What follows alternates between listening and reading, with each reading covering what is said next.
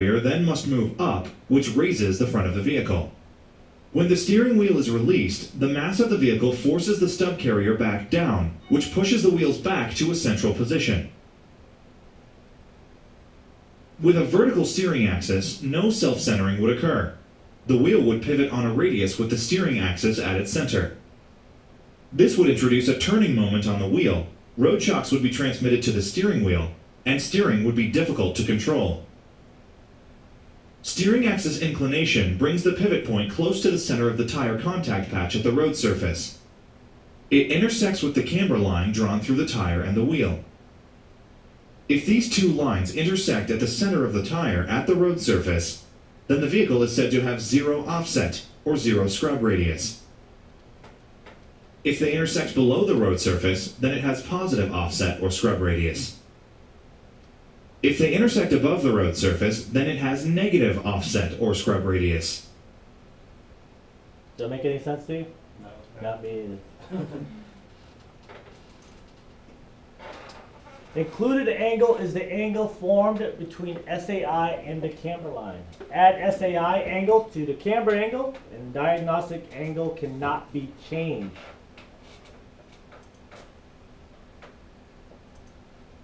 The angle between the steering axis inclination and the camber line is called the included angle.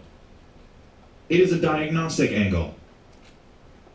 Since the steering axis inclination is not adjustable, if the camber angle is correct, then the steering axis inclination should also be correct. That is, it should match the specification.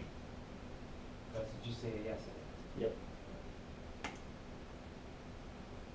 A scrub radius is the distance between two imaginary points on a road surface. The center line of the tire using camber line and the point where SAI center line contacts the road. And that is called the scrub radius.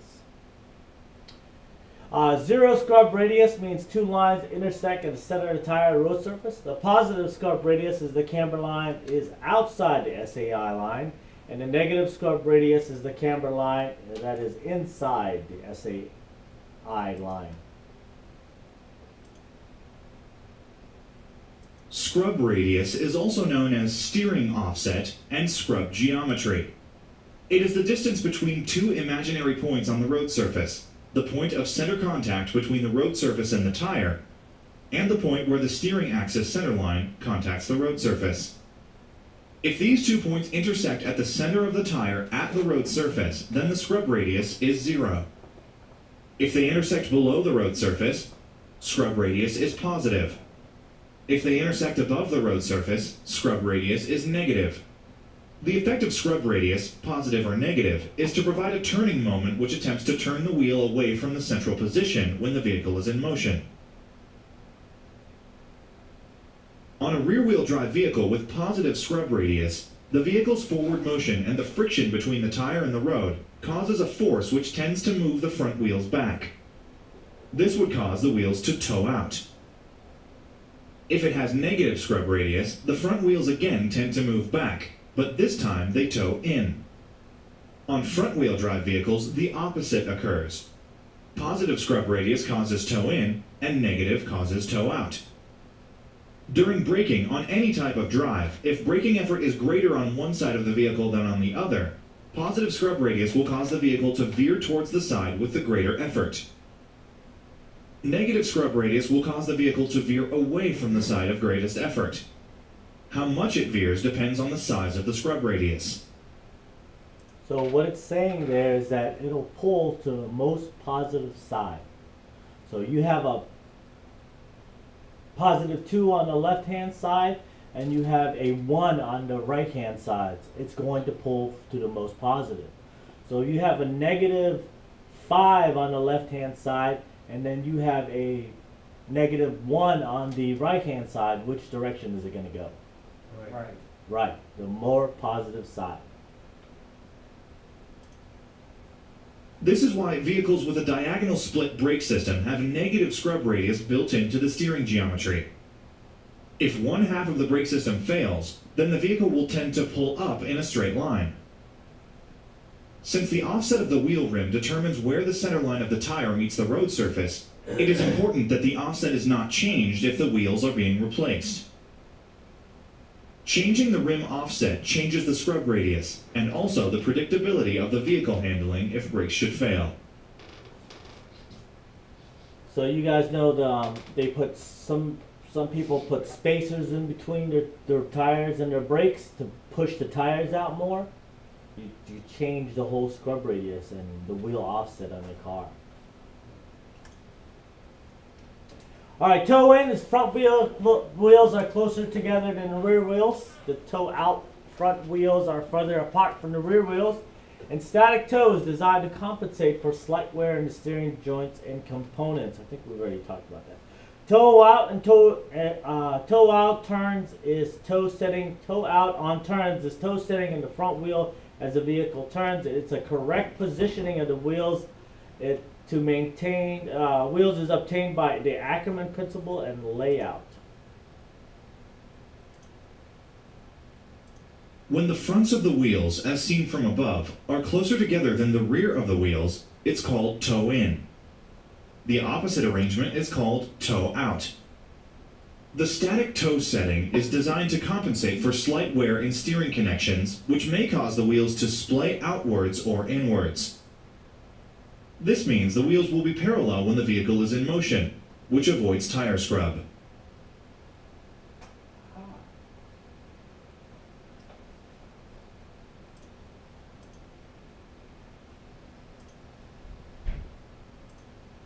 Toe out on turns is the relative toe setting of the front wheels as they turn to left or right. When a vehicle makes a turn, each wheel should rotate with true rolling motion. That is, free from tire scrub. True rolling motion is only obtained when each wheel is at 90 degrees to a line drawn between the swivel axis and the center of turn. Because the rear wheels are fixed, the center of turn will lie somewhere along the center line of the rear axle, depending on how far the steering wheel is turned from the straight ahead position. To provide true rolling motion, the inner wheel must be turned through a greater angle than the outer wheel. This allows the inner wheel to turn through a smaller turning radius than the other wheel.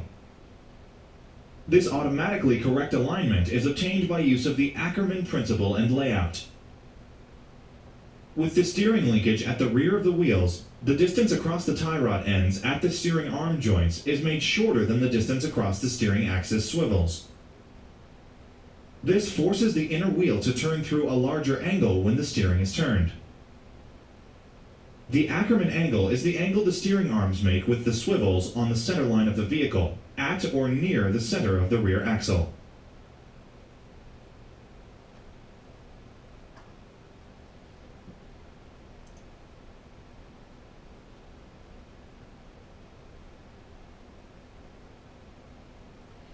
Turning radius is how small a circle the vehicle can turn when the steering wheel is turned to its limit. Anybody ever drove a car that when you turn all the way to the left and you're trying to make a circle and it starts skipping? Skip, skip, skip. Anybody? Yeah. Yeah? That's your toe out on turns. That means one of those tires has, they're not angled correctly. Their alignment is out.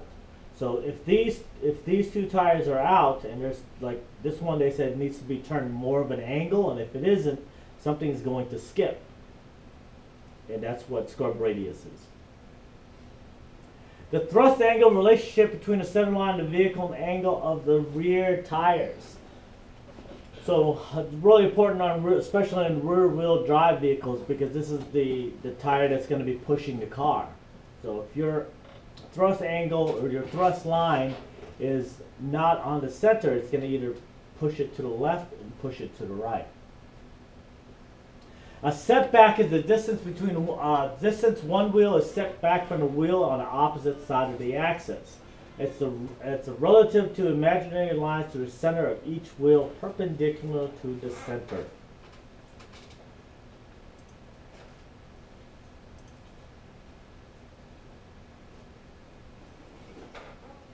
On a vehicle with independent rear suspension, or IRS, undertaking a front wheel only alignment is considered to be an inadequate procedure. The thrust angle refers to all four wheels and their relationship to each other, in addition to their relationship to an imaginary center line that runs through each pair of wheels down the center of the vehicle.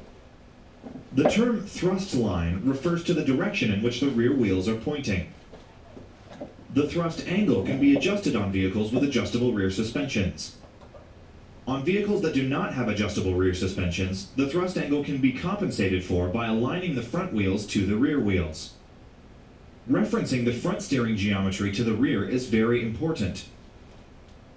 A Quadra alignment procedure involves aligning all four wheels in relation to each other. The thrust line may be in the same position as the vehicle's geometric center line. However, there are variations to this.